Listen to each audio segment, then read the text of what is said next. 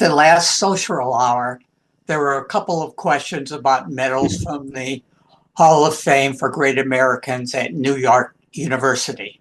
And I collect these medals, so I'm going to give a brief background on the medal series, and then try to answer some of the questions that were posed and show a few medals. This was a series of portrait medals made in the 60s and the 70s.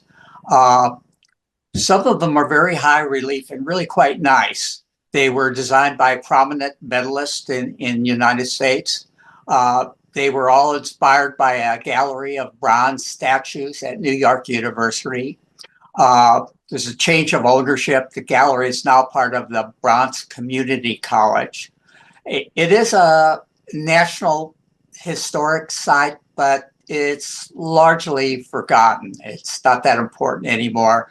There, you still can see it, and admission is free. There have been no new honorees since 1976, so it's pretty much completed gallery. Now, as far as the medals, they were struck by the Medallic Art Company from 1962 to about 1975. They were marketed by the Coin and Currency Institute. I would say the series was an artistic success, but pretty much a commercial failure. The way these medals are normally collected is a series of 94 medal designs. Each design was made in a 44 millimeter and 76 millimeter bronze, and then also a 44 millimeter silver. They're all relatively available and fairly affordable. As far as I know, the vintages are unknown on all these medals. I'm going to give you a couple references. Our own MCA Collector's Guide shows 94 medals with photos. And the other important reference is David Alexander has a book on the Newman Numismatic Portal. I show the link here. You can look at that. And if you're interested in general information about the Hall of Fame Gallery, Wikipedia has a nice article. Now, beyond the question was posed last time about the John Philip Sousa medal, which is not part of the 94 that's standardly collected. And it's not mentioned in the MCA Collector's Guide. It's not mentioned in David Alexander's book either. It's really quite hard to find. I've been looking for these medals for maybe 10 years.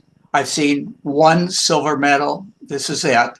The medal also shows some of the requirements for the medal in the series. First of all, on the obverse, you have to show a portrait of the honoree.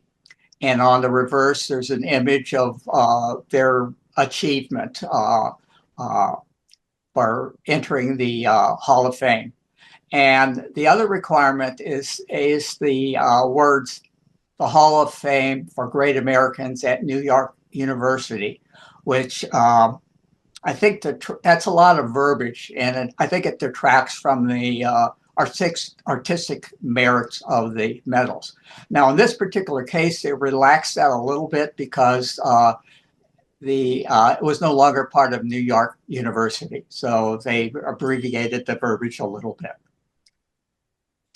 I'm also going to show the bronze medal, and I've seen 4 of these in the last 10 years, so they're also quite difficult to find. The other question was on a George Washington Carver medal. I have never seen one of these. I found only one reference that mentions George Washington Carver medal. This was a 2012 blog by Dick Johnson. And in it, he states it was part of the series, and he states that a die was made. But again, I'm not sure if this medal was ever made. And the other metal that's interesting in this series is close, so-called keystone metal. It's 82 millimeter bronze. It's mentioned in David Alexander's book, and it references the Hall of Fame at New York University. And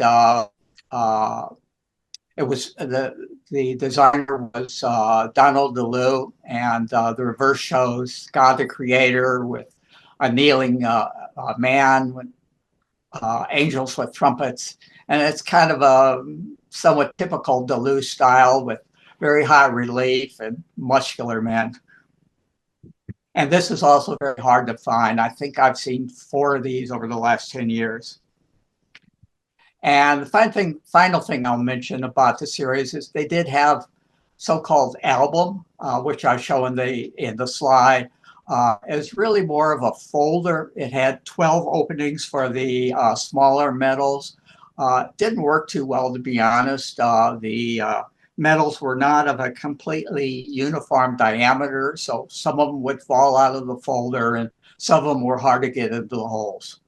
So that's what I have. If there are any questions, I'll be glad to answer them.